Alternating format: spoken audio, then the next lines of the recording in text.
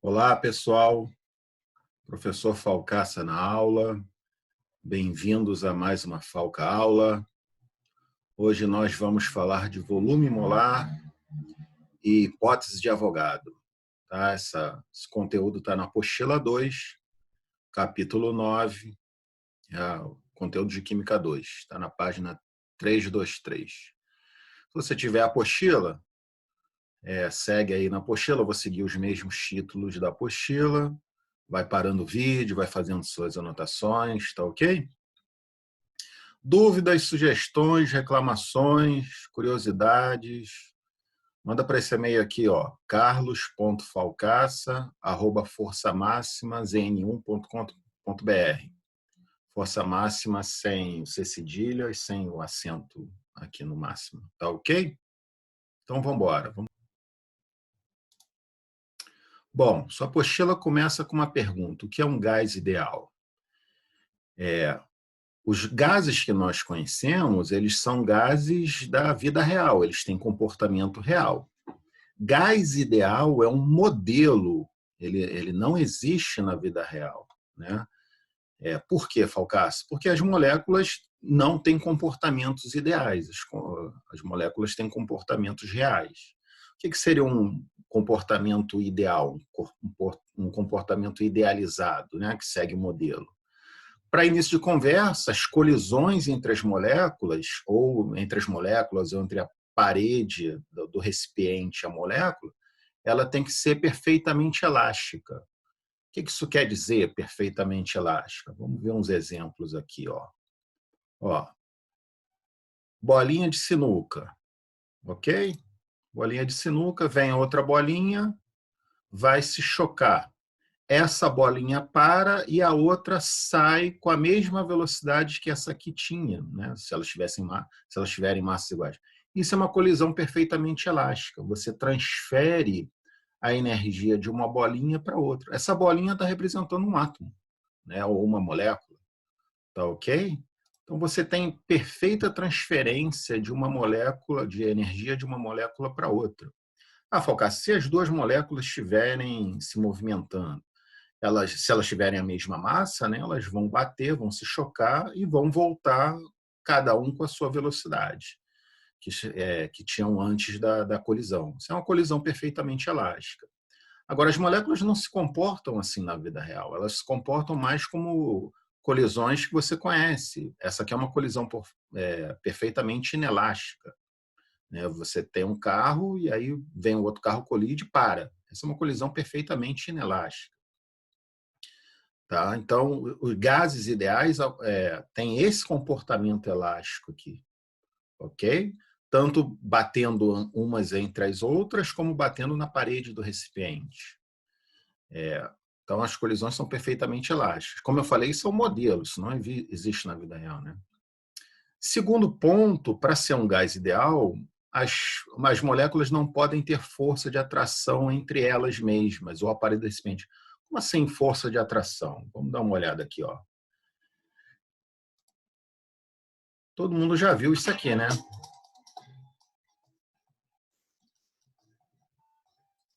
É a água escorrendo num vidro. Né? Você enche um copo de água, vai beber, e ficam lá gotículas presas na parede do copo.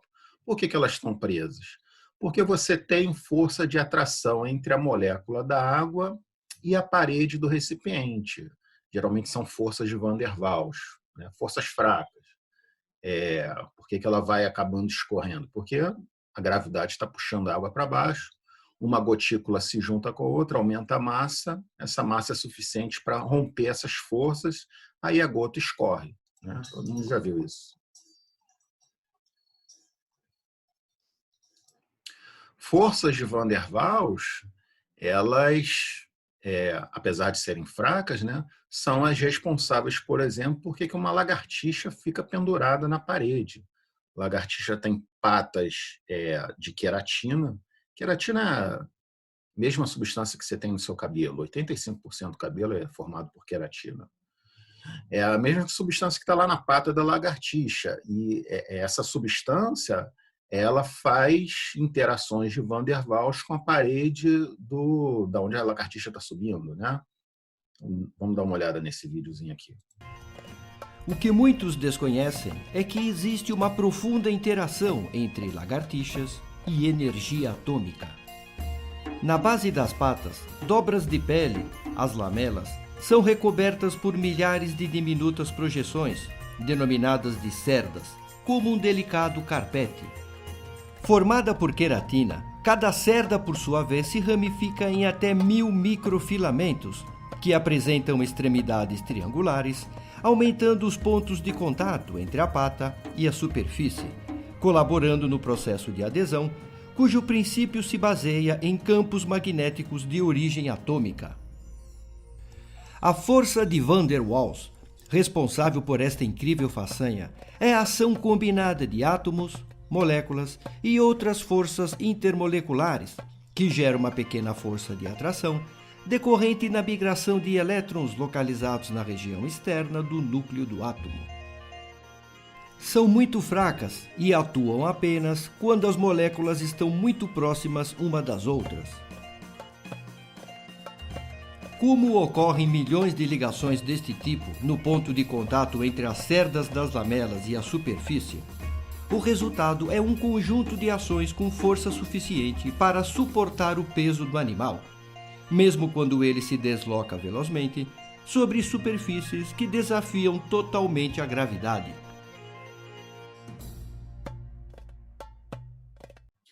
Bom, então, ó, um gás ideal, ele não tem essas forças de atração, tá, entre as próprias moléculas ou a parede do recipiente. Isso é um modelo, isso não existe na vida real. Ah, Falcaça, e se a gente conseguisse fazer uma substância que de repente recobrisse a parede e aí diminuísse essa força? Já pensou se a gente conseguisse inventar uma substância assim? Cara, já existe isso, né? Você recobre a parede, você diminui tremendamente essas interações, né? Você diminui atrito, ok? Você diminui as interações. Olha aí, ó.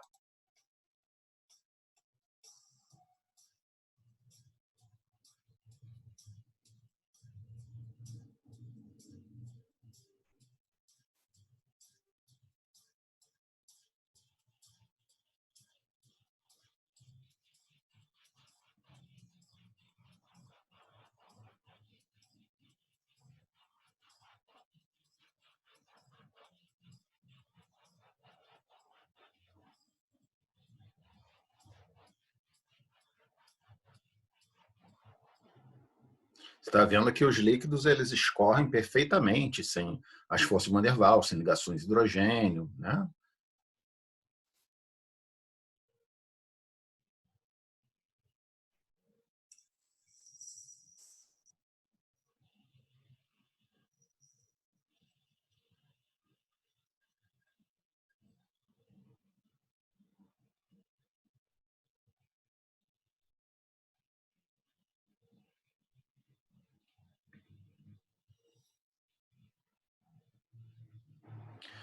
Quando a gente constrói um castelo de areia na praia, o que mantém a areia está molhada, o que mantém um grãozinho unido na outra são as ligações, né, entre a água e a areia. Imagina se a gente conseguisse isolar o grão de areia, o que ia acontecer?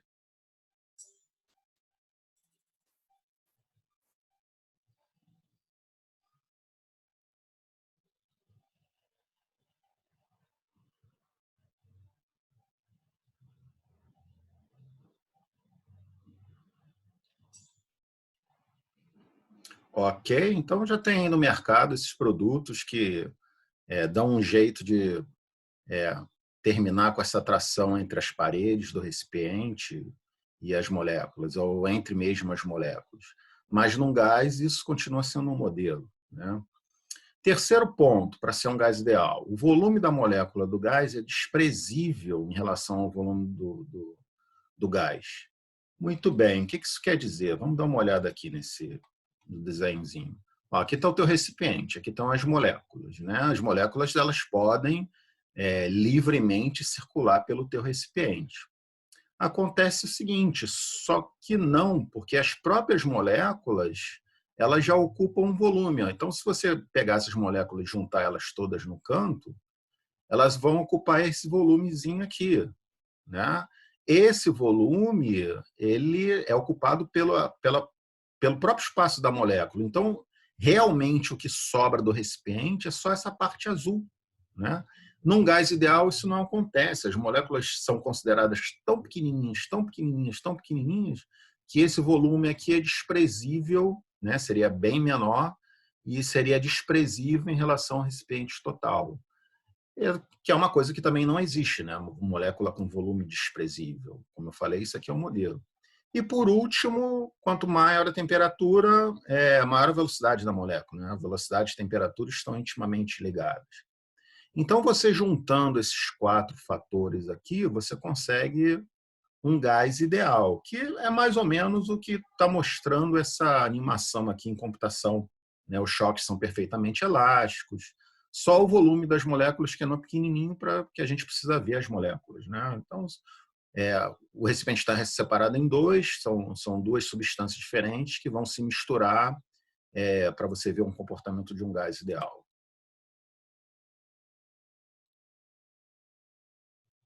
Ele vai tirar o anteparo que divide as duas, ó, elas começam a se misturar.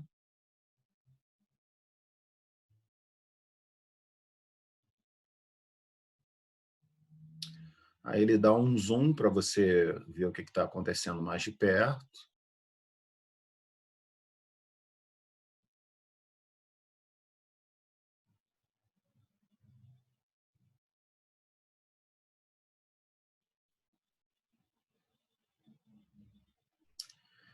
Então, isso aqui seria o comportamento de um gás ideal. Tá legal, galera? São esses 4 fatores básicos que tem que acontecer para o gás ser considerado ideal. Como é que eu faço isso? Como é que eu posso me aproximar desse modelo com um gás que a gente tem para trabalhar no laboratório, que é um gás real? A gente faz os experimentos com baixa pressão e alta temperatura, né? Alta temperatura para elas terem bastante energia, para os choques serem basicamente elásticos e bastante rarefeito, ou seja, você não ocupa muito volume do recipiente com as moléculas. Com baixa pressão e altas temperaturas, você pode simular um gás ideal. Então, a maioria dos trabalhos trabalhos científicos são feitos assim, né, para simular gás ideal. Muito bem. Aí depois ele prossegue, sua apostila prossegue, começa a falar assim, ó, qual o volume molar dos gases e as condições normais de temperatura e pressão. Condições normais de temperatura e pressão é muito abreviado para CNTP. Então, quando você lê CNTP, e o Falcaça vai falar toda hora CNTP aqui nesse vídeo, CNTP significa condições normais de temperatura e pressão. O que é condições normais de temperatura e pressão? É uma determinada temperatura e uma determinada pressão, onde convencionou-se fazer os experimentos para que todos os experimentos fiquem padronizados, né? Nessa temperatura e nessa pressão. Falcaça, que temperatura e pressão é essa? A temperatura de 0 graus, 0 graus, 0 graus, 0 graus, e a pressão de uma atmosfera. Uma atmosfera são 760 milímetros de mercúrio, né? Uma atmosfera. Uma atmosfera é a pressão que você está submetido ao nível do mar, né? Na cidade do Rio de Janeiro, basicamente, é uma atmosfera. Bom, o volume de 1 mol de qualquer gás, molar é de 1 mol, tá, galera? Volume molar é o volume de 1 mol. O volume é sempre 22,4 litros. Se o gás estiver nas CNTP, se ele estiver na temperatura de 0 graus, pressão de uma atmosfera. O volume de qualquer gás. Como assim, Falcaça? Gases, por exemplo, hélio, nitrogênio, metano, né? São moléculas diferentes. Mas porque eles estão na mesma temperatura, 0 graus, porque eles estão na mesma pressão no ATM, 1 mol desses gases, seja quaisquer que forem, eles vão ter 22,4 litros. Tá legal? Ih, Falcaça, já estou vendo que eu preciso decorar esse númerozinho. Precisa. Vamos usar 22,4 litros direto. Lembrando que 1 mol, o que é 1 mol? Né? O que é uma dúzia? Uma dúzia são 12, uma centena, 100. E 1 mol, 6 vezes 10 a 23. 6,02, né? 6 vezes 10 a 23 é 1 mol. Tá? Não é massa, não é né? 6 vezes 10 a 23 é o número de partículas de um mol. Assim como o número de partículas de uma dúzia são 12. Ok? Então, esse aí é o que ele explica sobre o volume molar nas CNTPs, 22,4 litros. Ainda nesse capítulo, ele não fala muito nisso, mas a gente tem que falar porque alguns exercícios usam essa equação. Falcaça, e se o gás não estiver na CNTP? Né? Se o gás não estiver lá nas condições normais de temperatura e pressão, se estiver em outra pressão, em outra temperatura qualquer. Então, nesse caso, você vai ter que usar a chamada equação dos gases perfeitos, tá? Que é também chamada de equação de Clapeyron. Clapeyron foi esse sujeito aqui, tá? Que bolou essa equação aqui. O que essa equação fala para a gente? Ela usa a pressão do gás, o volume do gás, número de mols do gás, uma constante, que a gente chama constante universal dos gases perfeitos, gases ideais ou gases perfeitos, tanto faz, e a temperatura. A temperatura tem que ser em Kelvin, tá? Não pode ser em graus Celsius, tem que ser em Kelvin. Eu tenho umas dicas aqui para vocês. Primeiro de tudo, como é que a gente transforma graus Celsius para Kelvin? Soma 273. 273, tem que saber isso, Alcácer? Cara, tem que saber isso, tem jeito. Então, apareceu a temperatura em Celsius, soma logo 273 para ir para Kelvin. Na verdade, 273,15. Mas esse ponto 15 aqui a maioria dos exercícios despreza. Esse R, a constante dos gases, ela não é tão constante assim. Esse valor varia, tá? Mas você tem que ser... geralmente ele é dado, 0,082, ele é dado ou na tabela periódica, no próprio exercício. Mas você tem que se ligar na unidade. A unidade desse cara não é para você decorar a unidade, é para você olhar a unidade. Ela está em quê? Está em ATM, né? 0,02 ATM vezes litros divididos por mol vezes Kelvin. Não precisa decorar a unidade, mas você tem que se ligar na unidade, porque ela vai falar a unidade da pressão, por exemplo. Se aqui é ATM, a sua pressão tem que estar em ATM. Se aqui é litros, o teu volume tem que estar em litros. Tá? A temperatura sempre vai estar em Kelvin. E número de mols é sempre medido em mol. Número de mols tem uma formulazinha, tá? Que é massa sobre massa molar. Massa é aquela massa que você mede na balança. Então, 3 gramas, 10 gramas, 50 gramas, 1 quilo. Ok? Massa. E massa molar, onde você encontra a massa molar? Na tabela periódica. Você vai lá na massa molar, conta os átomos, conta a massa de cada átomo, né, de cada mol de átomo, e soma aí a massa molar. A gente vai fazer exemplos sobre PV igual a NRT, tá? Mas essas dicas aqui são bastante valiosas. Não pode esquecer essa equação mais, hein, galera? Tá? A equação dos gases perfeitos, a equação de Clapeyron. Bom, aí sua apostila prossegue falando até sobre o título. O título do capítulo é a hipótese de Avogadro, né?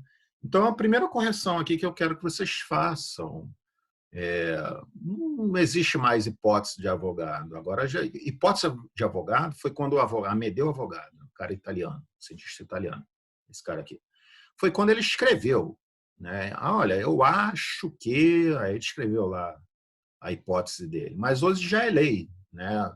Quer você goste dele, concorde ou não, isso existe, ponto. Tá? Então, hoje em dia é chamado de lei de Avogadro e não mais hipótese de Avogadro. Tá bom?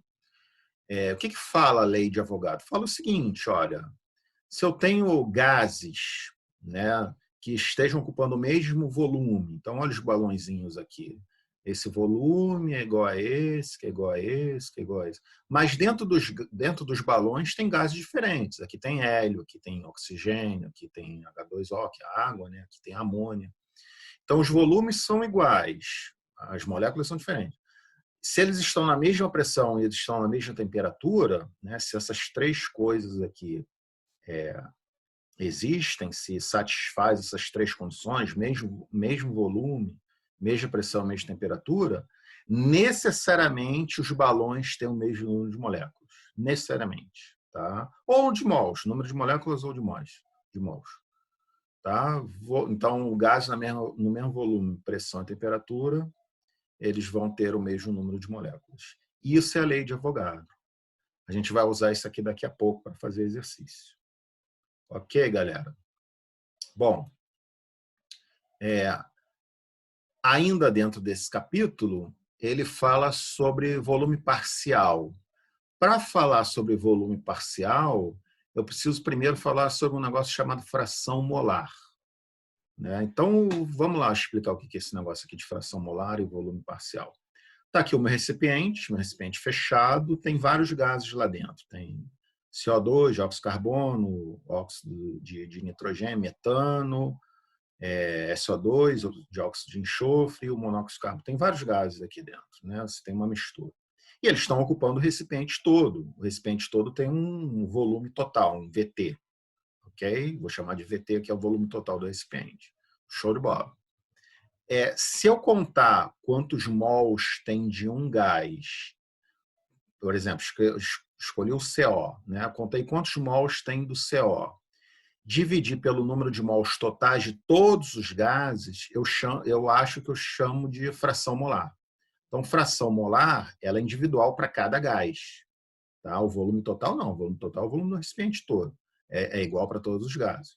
Mas a fração molar, ela é de cada gás. Então, eu conto só de um gás em cima e conto de todos os gases embaixo. Número de mols do gás A sobre o número de mols do gás total. Isso é a fração molar do gás A. Se eu quiser achar o que a gente chama de volume parcial do gás A, eu vou pegar essa fração molar, que é o XA, e multiplicar pelo volume total do recipiente. Então, é mais ou menos o volume que aquele gás, que está cabendo aquele gás dentro do recipiente. É mais ou menos isso. A definição correta é o volume que esse gás ocuparia se ele estivesse na mesma pressão e temperatura que a mistura inteira está. Essa é a definição. Mas, matematicamente, é isso aqui. Fração molar, que é calculada desse jeito aqui, vezes o volume total do recipiente. O volume total do recipiente é igual para todo mundo. O volume parcial aqui não é. O volume parcial é só desse gás. Se eu somar os volumes parciais, do gás A, depois do gás B, do gás C, se eu for somando os volumes todos, aí sim eu vou ter o volume total do recipiente. Tá? Esse aqui é o volume parcial e fração molar do gás. O volume parcial do gás também. Gente, então a teoria do capítulo é só essa. A teoria do capítulo é pequenininha, rápida, mas tem um montão de probleminha aí para você fazer, né? Vamos fazer alguns? Então vamos começar devagar. Abre aí na página 324, o número 1. Está aqui, já colei aqui o enunciado. Calcule o volume ocupado nas CNTP. Você não lembra mais o que é CNTP? CNTP é condições normais de temperatura e pressão. Tá? Condições normais de temperatura e pressão. E esse volume de 1 mol é 22,4 litros. Não pode esquecer isso aqui de jeito nenhum. Tá? Então, volta lá no seu probleminha. Então, calcule o volume ocupado nas CNTPs por meio mol de H2. Olha, vou fazer uma regra de 3. Uma regra de 3 muito simples. Aliás, esses probleminhas a gente resolve por regra de 3. Né? Muito probleminha de química a gente resolve por regra de 3. A gente sabe que um mol vai ocupar um volume, não é que um mol seja igual a 22,4 litros, pelo amor de Deus, não é isso. Um mol de gás na CNTP, e ele está falando de CNTP, tem que estar explícito isso, um mol de gás ocupa 22,4 litros. Essa setinha significa, nesse caso aqui, um mol está ocupando 22,4 litros. Um mol de quê, Falcácio? Do H2, mas podia ser de qualquer outro gás, né? Porque esse número aqui é constante na CNTP para qualquer gás. Então, meio mol, não quer saber meio mol? Meio mol vai ocupar que volume? X. Né? Resolve a regra de 3. 1 mol, 22,4, meio mol, 11,2 litros. Tá? Então, meio mol de H2 ou de qualquer outra molécula vai ocupar 11,2 litros. Show? Aí, letra B. Olha, calcule o volume na mesma CNTP, mas agora de NH3. E agora eu não quero saber mais mol, agora ele deu uma massa. Né? Então, eu tenho que ir lá na tabela periódica e procurar, olha, qual é a massa molar do nitrogênio? 14. Qual é a massa molar do hidrogênio? 1. Então, do NH3, como é que eu faço? É 1 de 14, que é o nitrogênio, e 3 de hidrogênio, 3 vezes 1. Então, somando isso aqui, ó, 14, 3 vezes 1, 3, mais 14, 17. Então, 17 gramas de NH3, que é 1 mol de NH3, a massa de 1 mol de NH3, né? A massa de 1 mol de NH3, isso vai ocupar 22,4 litros, porque isso é a massa de 1 mol. E 1 mol ocupa 22,4 litros. Então, essa massa, que é a massa de 1 mol, vai ocupar 22,4 litros. Não é que 17 gramas é igual a 22,4 litros. Não é isso. 1 mol ocupa 22,4 litros e 1 mol é justamente o mol do NH3. É a massa de 1 mol do NH3. E aí eu quero saber de... Eu não quero saber de 17 gramas, né? Eu quero saber de 3,4 gramas. Eu preciso dessa primeira linha para fazer a comparação. Então, bota aqui, 3,4 gramas. Vai dar X litros. Resolve a regra de 3. 4,48 litros. Legal? Então, letra B aqui. Letra C. Agora eu quero saber qual é o volume ocupado por esse número de moléculas. Mas peraí, você não sabe que 1 mol ocupa 22,4 litros? Mas 1 mol são quantas moléculas? 1 mol são, independente do gás, né? 1 mol são 6 vezes 10 a 23 moléculas. Então, você bota aqui, a cada 6 vezes 10 a 23 moléculas, eu sei, na CNTP, eu sei que o volume ocupado é 22,4 litros, né? Que é o número de moléculas de 1 mol. Agora, ele não quer saber esse número, ele quer saber esse número aqui, mas eu preciso da primeira linha para fazer a comparação. 1,5 vezes 10. Resolve essa regra de 3 aqui, né? Então, quem é esse X? X vai dar 5,6 litros. Legal? E, por último, ele está relacionando quilogramas com volume, aquele relacionograma. É a mesma coisa que o B, só tem que tomar um cuidado, porque 2,2 quilos você vai ter que passar para gramas, só vai ter que tomar esse cuidado, né? Mas você vai fazer o mesmo procedimento que você fez na letra B. Você vai na tabela periódica, acha a massa molar do carbono, acha a massa molar do oxigênio e soma todo mundo. Carbono 12, oxigênio 16. Mas espera aí, são 2 de oxigênio, né? CO2 é 2 de oxigênio. Então, 2 vezes 16. Soma isso aqui, deu 44. Ou seja, 1 mol de CO2, ele tem o volume, ele pesa 44 gramas, tem a massa de 44 gramas, e tem o volume constante lá na CNTP de 22,4 litros.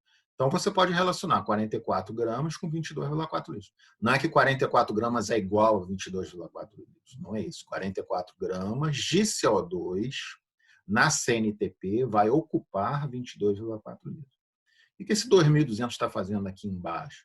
É isso aqui passado para gramas. Quanto é que dá 2,2 quilos para gramas? Você multiplica por 1.000, né? Então, essa vírgulazinha aqui vai 3 casas para a direita. 2.200 gramas. Resolve essa regra de 3. 1.120 litros. Tá?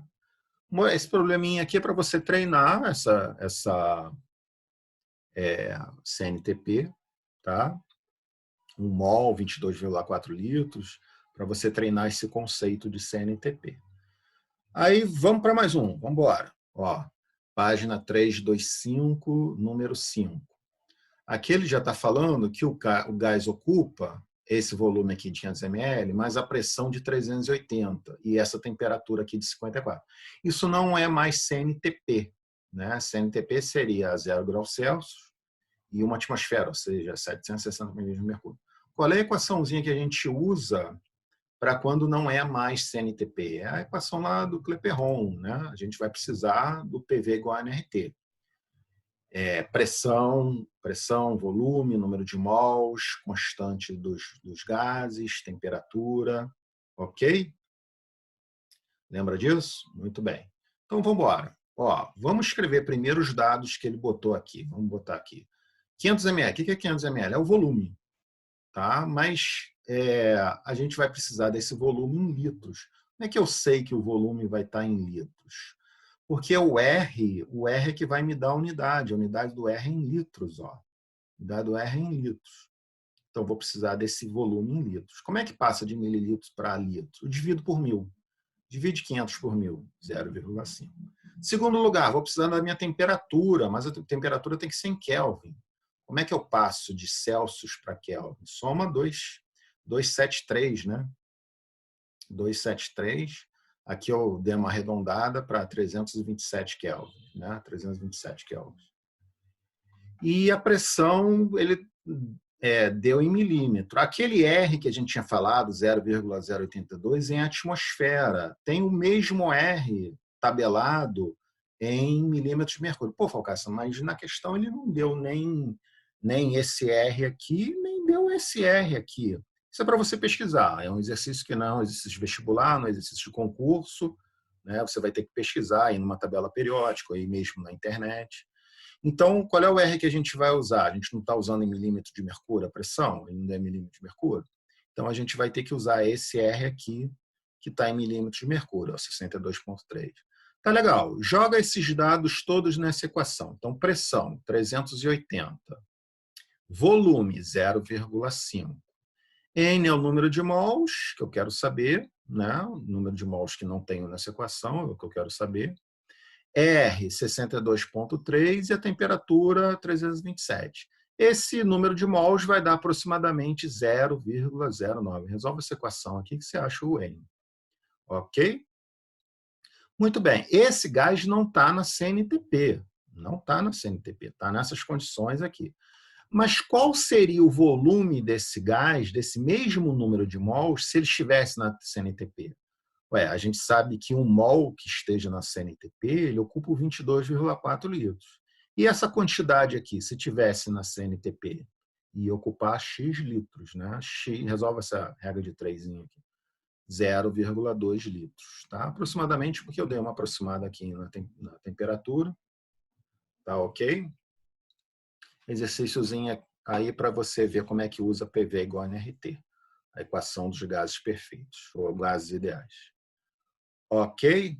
Dá tempo para mais um? Então vamos lá. Mais umzinho aqui, ó. Esse aqui é o conceitual, esse aqui não tem conta. Vamos ver como é que funciona. É sobre a lei de Avogadro, tá? Fala o seguinte, é da página 325, número 8. Considere recipientes com os seguintes volumes de substâncias gasosas, nas mesmas condições de pressão e temperatura. Ele não fala que é CNTP, ele não fala quais são as condições. Que temperatura que é? Não sei. Que pressão que é? Não sei. E não fala que é CNTP.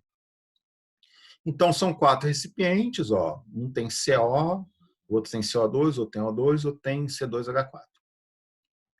Só que os recipientes eles têm volumes diferentes. Mas lembrando que todos eles estão na mesma pressão, na mesma temperatura. Só os volumes são diferentes do recipiente. Com base no princípio de Avogadro, que na verdade é lei, né? É possível afirmar que o número total de átomos é igual nos recipientes que contém. Então, ele está perguntando, olha, quais são os recipientes que têm mesmo número de átomos? Não é de molécula. Isso é uma molécula que tem 2 átomos. Isso é uma molécula que tem 3 átomos. Isso é uma molécula que tem 6 átomos. Tá? Lembrando aí a lei de Avogadro, que a gente viu, olha, se essas condições aqui forem satisfeitas, ou seja, se o gás estiver no mesmo volume, na mesma pressão, na mesma temperatura, eles vão ter o mesmo número de moléculas.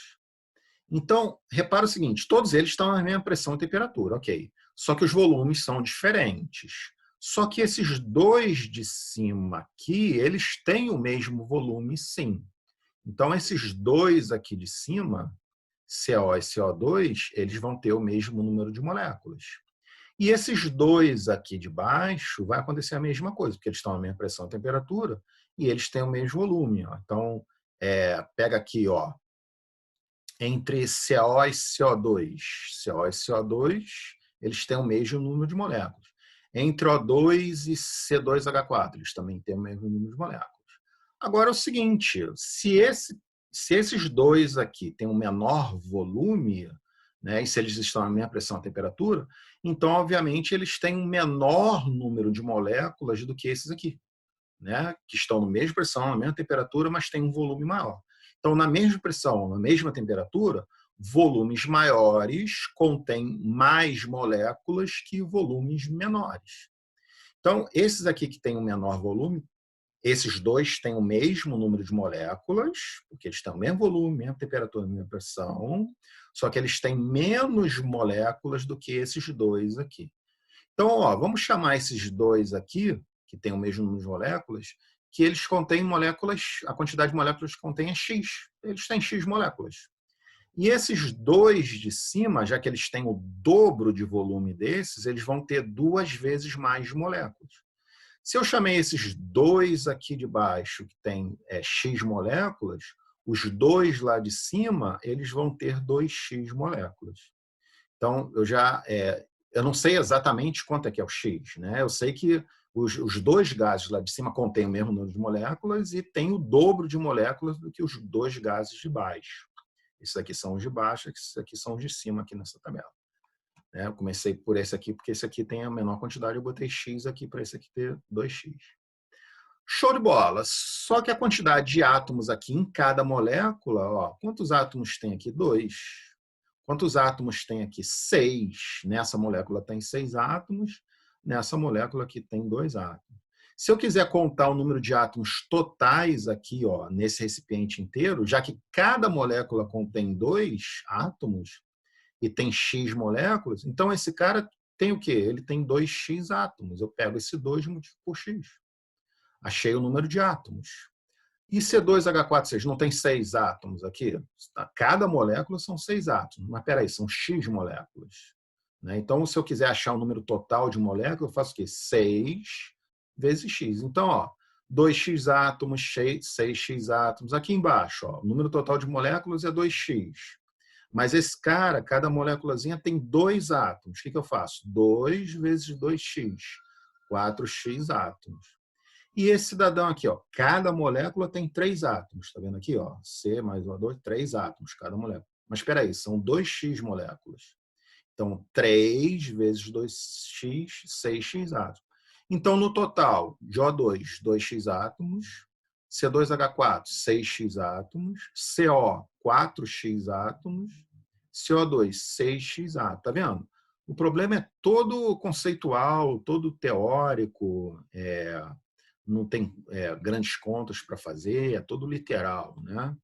Então, aonde tem, ele quer saber o seguinte: quais são os recipientes que têm o mesmo número de átomos, né? Onde o número de átomos é igual. Onde é que é igual aqui? No C2H4 e no CO2, ó. C2H4, CO2, letra E. Tá legal, galera? Então, esse capítulo é um capítulo pequenininho, ele fala sobre gases. Todo ano cai gases em vestibular, no Enem, né? Matéria importantíssima, tá bom? Então, a gente vai ficando por aqui.